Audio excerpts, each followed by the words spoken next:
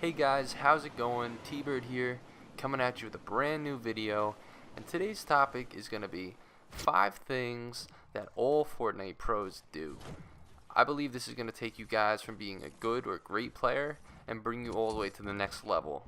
These are things that if you watch streamers they always do it, they always follow it, and you might not be following it. It might be something that you're not really thinking about, and this is why I'm making this video, to try to get you guys to the next level of being Fortnite players. The first topic I want to talk about is peeking.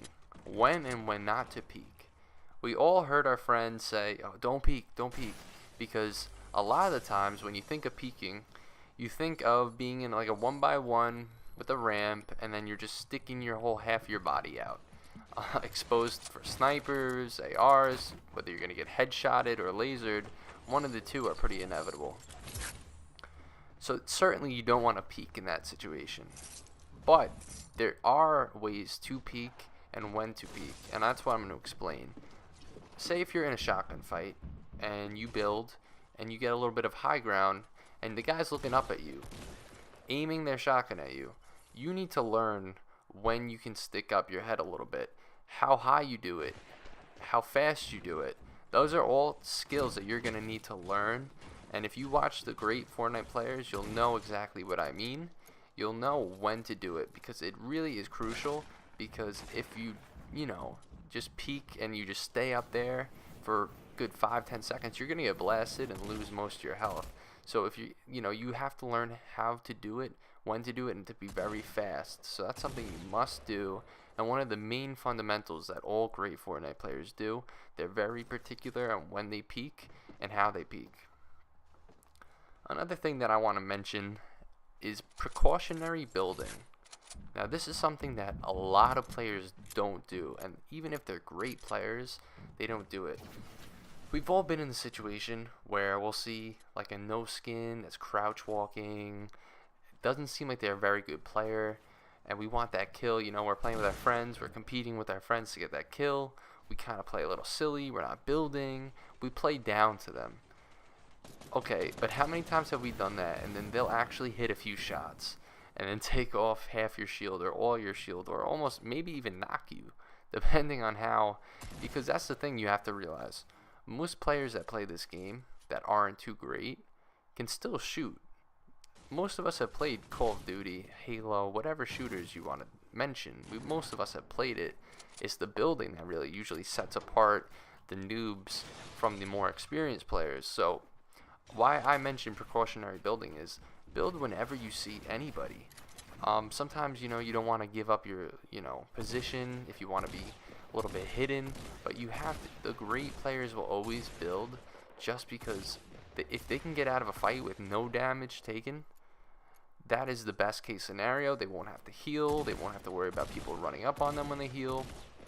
It is a huge factor with being a great player, because I can't tell you, of course, maybe you do see a no skin that you're going to be better and you're going to kill them regardless, but you obviously want to get out of that fight without being touched, and that's something that precautionary building will completely change your game. It's going to put you in such a good rhythm, and when you do versus someone that's pretty good, you're so in that rhythm of building non-stop that you're just going to be in that momentum all game, and that's something that's huge, is the precautionary building.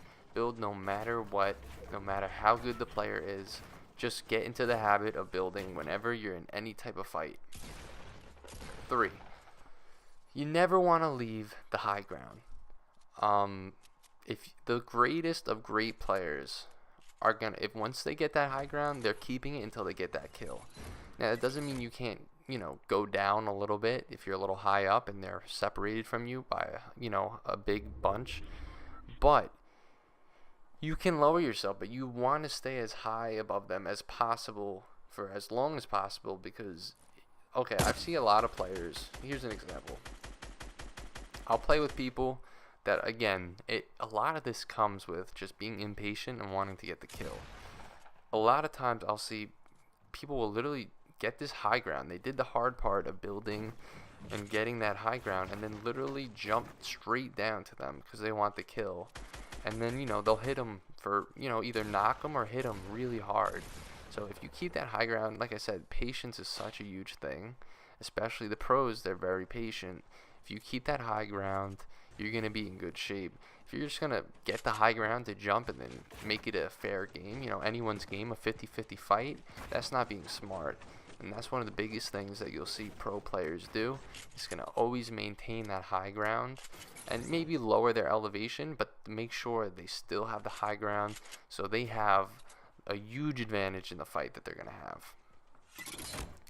Okay, so another one that I like to talk about is sound. Now, this is a huge factor. Some people that play this game don't have headset, and it's going to put you at a great disadvantage because sound is one of the biggest factors in this game. And what I was going to say with my tip for this is you need to treat sound just as seriously as you treat your visuals, because in this game you can tell a lot by sound. You can tell if they're above you, if they're to your left, to your right, below you, whatever it may be. Sometimes, I can't tell you how many times, I'll just be running and then I'll just hear something like a footstep, and I completely go into my precautionary building, spot him out, and get the kill. So you need to, a big tip I have for you guys, I know you can get a cheap headset, but get a headset because sound is going to be huge. And if you can have sound on your side along with visuals, it's going to bring you to that next level. You'll always see any pro Fortnite player is always wearing a headset because it's a huge factor that contributes to being great at this game. And the last thing I have for you guys is editing.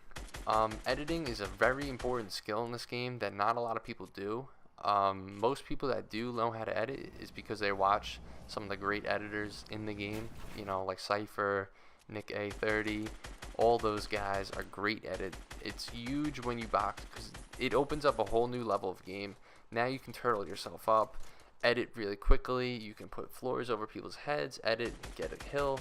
It's such a huge game, and I recommend all of you guys to get familiar with editing. Now, all those 5 things I told you are all things that pros do on a daily basis. So if you're a great player and you don't do all these things, add it to your game and it's going to bring you to the next level, because I promise you all the great Fortnite players do this every time they play, and that's what makes them a great player. All those, and just being patient. Patient is one of the biggest things that I can recommend to anybody. You're going to get the kill. If they're not good, you're going to get the kill. Just make sure you don't lose a significant amount of damage or health because you're being, impatient. So those are all the tips I have for you guys today. I hope you guys enjoyed. That's all from me this time, and I'm out.